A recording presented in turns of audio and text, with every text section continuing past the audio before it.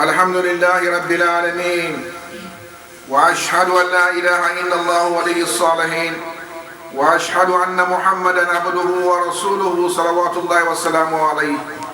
My respected brothers and sisters in Islam, the human being from creation is a traveler, and the journey are divided into two parts. The first part of the journey, Allah subhanahu wa ta'ala says in the Quran, هو الذي جعل لكم الأرض ذلولا فامشوا في مناكبها وكلوا من رزقه. Is He, Allah subhanahu wa ta'ala, who has made or created for you in this world everything to be more possible for you to be able to live in this world in peace and happiness. So you should leave, or you should go into the earth, eat out of it, drink out of it, use whatever you can out of this world. But you cannot use everything, for one day you are going to leave everything behind. So this is the first part of the journey. From the day you came out of your mother's womb in a state of nakedness, you didn't come with any clothes, no shoes, nothing except you as a naked body coming out into this world in a state of what? Fear, while you are crying.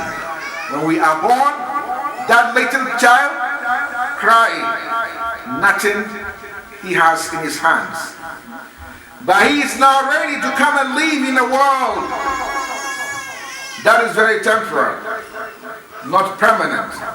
So Allah subhanahu wa ta'ala is saying that you are going to take part of this world, enjoy yourselves, and from there you take the second journey. And that second journey, Allah subhanahu wa ta'ala says, Ya ayyuhal insan, O mankind, innaka kadihun ila rabbika kadihan. Most certainly you are going to travel on a long journey to your Lord. And this journey, no matter what the situation, you are going to take up this journey, so get ready for it. In the first journey, he didn't say get ready because whether you are ready or not, you are going to come into this world because he has created you. So it is journey that you are coming, whether you like it or not. The only one who can make you not to take the first journey is Allah. But the second journey, he warned you by saying that you are going to travel on a very long journey, and he said, get prepared. What are the difference between the two? The first, he said, the journey is easy because I, Allah, have already created everything for you, that you can take this journey in a very simple way. The food, drinks, clothing, where you sleep, whatever will make you happy in this world have been already ordained and created by Allah. So you don't need to force, like the Prophet Muhammad says. Whatever you will eat, whatever you acquire in this world, you will never die until you get everything that Allah has created for you in full. Every penny, every amount of money that Allah has allotted you, you will get that no matter what the situation before you leave this world. For they are already there for you. Allah has made it already for you in this world, every human being. Then all the joy, the moon, the stars, the sun, the weather, even the angels, all creatures are being created to serve you, the human being, because you are the most important of all the creatures of Allah. Taqaddama ya ikhwa, please come forward. The place is getting full. So everything is made for you, it's ready for you here in this world, and you're taking the journey. But what is very painful is that you don't know how long you are going to be in this world. So the journey is a journey you are taking, and there is no guarantee for any one of us. Anytime at all, the journey can come to an end. Whether you are sick or you are healthy. As it's been said by one poet, that how many are the people you see them, they are sick, where we say we even expecting that they die, or thinking that they are going to die, but they live a long life while they are sick. And they may even be cured by Allah. And there are those who will have no sickness at all. You sit with him this morning, before the afternoon you hear, Inna lillahi wa inna ilayhi raji'un. When someone says that, you know that everything is over. Why? He's gone. Who has sent him?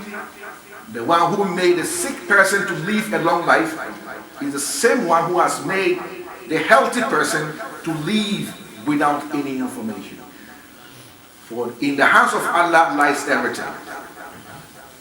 So now the second journey is what is very important, because your first journey is for you to get yourself prepared for the second journey. And the second journey is going to come at a time no one knows. In the sayings of the Prophet Muhammad ﷺ, when he attended a funeral after the burial of one of his companions, he sat at the head side of the grave, looking up and down 3 times and saying, seek protection with Allah from the punishment of the grave. He said it 3 times. Then he said, when death comes unto the believer, it means there are different types of death. We are not going to die the same death. They are all known as death, but the situations are different. He said, when death comes unto the believer, Allah send unto him before he dies 2 angels. And these angels looking more bright, shining. And with them they will bring a kafan, a shredder, white cloth from Jannah. And with them they would have perfume from Jannah. And they will come and sit by the person who is going to die before the angel of death comes and stand at the feet. When he stands at the feet, it means that time has come. He will command by the will of Allah for the soul to depart the body. This is known as death. The departure of the soul means that the body is going to die, but the soul has a responsibility that relates to the body. Then the soul starts leaving you or departing the body from the feet. That is why the Prophet Muhammad ﷺ says, Allah forgives sins until the soul reaches the truth. At that time, you are over. So the soul is leaving the body from the feet, coming up. And evidence to this, Aisha radiallahu anha, when they asked her about the death of the Prophet Muhammad sallallahu alaihi wasallam, he said while he was dying, meaning that the soul was leaving the body, then she realized that the weight of the Prophet sallallahu alaihi wasallam that was lying on her laps became more heavier than it used to be. Why? Because the soul is now departing and all the weight of the body stands on the body alone. The Prophet ﷺ continued, so the angel of death will remove the soul and then give or transfer the soul to these 2 angels who will wrap the soul in a shredder, white cloth from Jannah, and they will apply the perfume that we've never smelled before. And this body will descend into the heavens. It will ascend all the 7 heavens until it arrives at the Creator himself. Then Allah will confirm that he lived in this world believing in the oneness of Allah, obeying Allah, and died while obeying Allah, believing in Allah, in the oneness of Allah, and Allah shall raise him again on the day of judgment while he's already in that situation.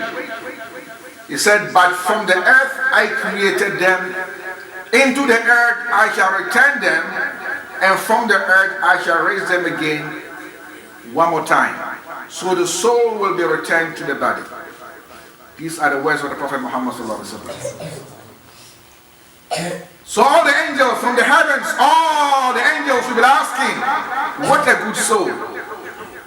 That is why the Prophet Muhammad sallallahu alaihi wasallam says, give good names to your children, because these names will be used for them when they die.